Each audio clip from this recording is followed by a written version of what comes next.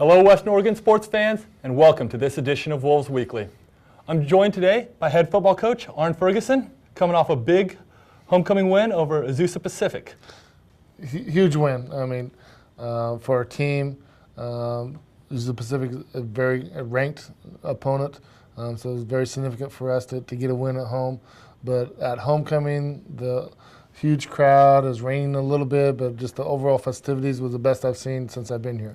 And we have some very good coverage of that, including the red zone that is out there in the parking lot. It has been a great event for the Wolves this year, creating a lot of atmosphere and other excitement around the event besides just the product on the field. It was very good this year. It felt like there was a good energy in the crowd, and obviously I don't ever want to give too much credit, but you got to give a little credit to those crowds and helping the Wolves come through on a tough, rainy day. Oh yeah, it was packed, and it was a very close ball game all the way to the end.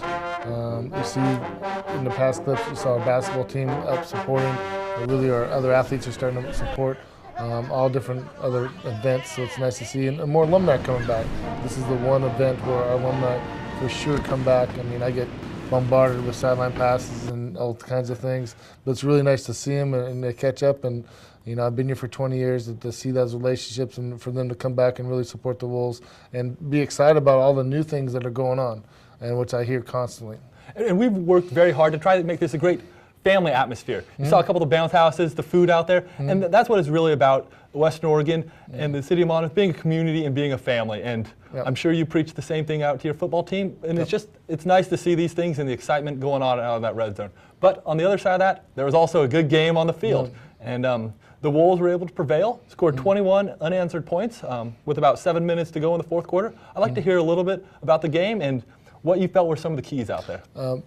Again, like I said earlier, Azusa Pacific is a very quality team, and we expect them to jump into Division II here pretty soon. We'll know more details shortly, but I sure hope they're in our conference. They're a very competitive team, and they've really improved from last year to this year since we played them. I mean, we knew that coming in, but our special teams, overall depth in our special teams, overall skill position in our special teams, and especially redshirt freshman Lucas Gonzalez, had over 200 yards.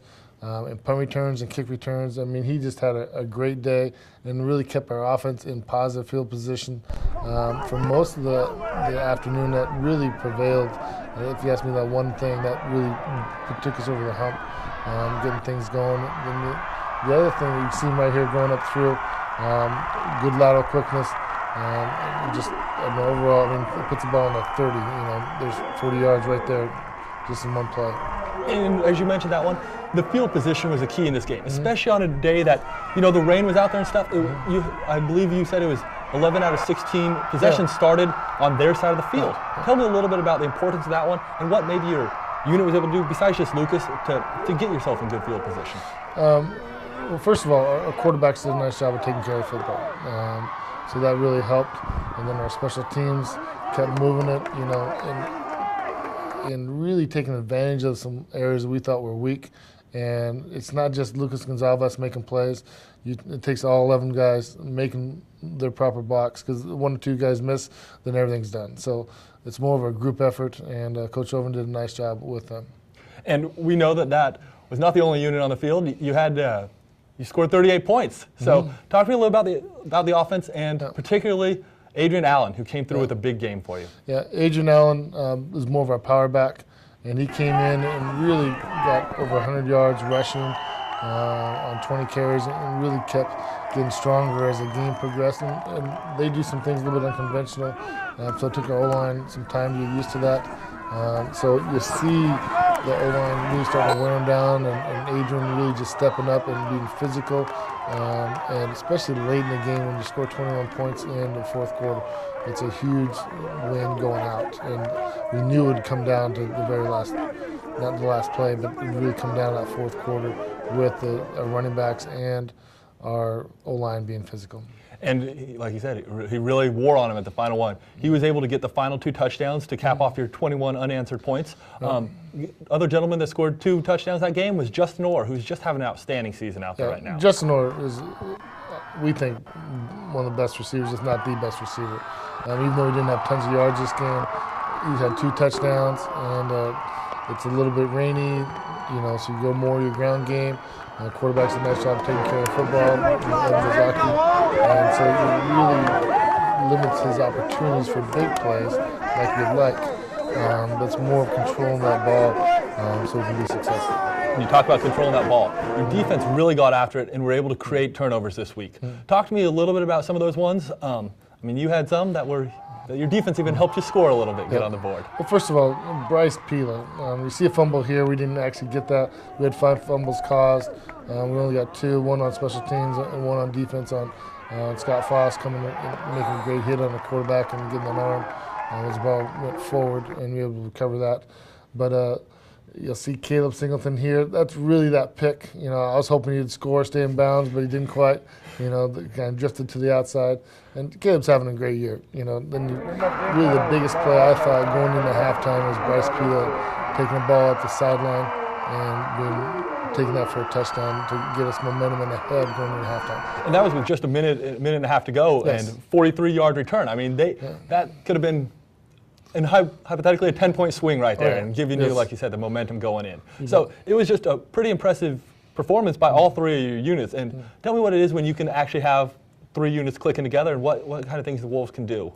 Well, this team's still getting better. We had to make a change in the quarterback. That always takes time because AJ was a little bit banged up and not as effective as we'd like. So that's hurt us, our consistency. But our 2 safeties have really stepped up on defense and made great plays. Our D-line are playing solid. Our linebackers are playing solid. And our corners are really getting better. On the offensive side, I really feel our offensive line is continuing to get better and more physical. There's 2 or 3 plays you'll see. We have 2 or 3 guys that are really being put on their back by O-line being physical, and they made us throw the football or try to make us throw the football. So it was more of a patient game, and you just got to understand that in the rain and the weather, some turnovers was really the key with special teams. And we had a number of outstanding performances, but 2 individuals here were awarded by the Great Northwest Athletic Conference Player of the Week honors. First, we had Caleb Singleton, who had 16 tackles on the game, as well as that interception to really seal it for you at the end. But Caleb, I can't say enough about him. He's improved and still improving per week. Anytime you have 16 tackles and a pick, it's a great day and be a GNAC Player of the Week. Obviously, it's a huge honor also, along with Lucas Gonzalez. And you can't really say enough about Lucas Gonzalez. 210 all return yards, 92 on punt returns, I believe it was, and 118, I think. 108 on the other side. But he was just amazing out there, and he made some fantastic moves. And like we talked about before, it's nice to see him get recognized, and interesting to see a senior and a freshman get recognized. There has to be some hope for the future there.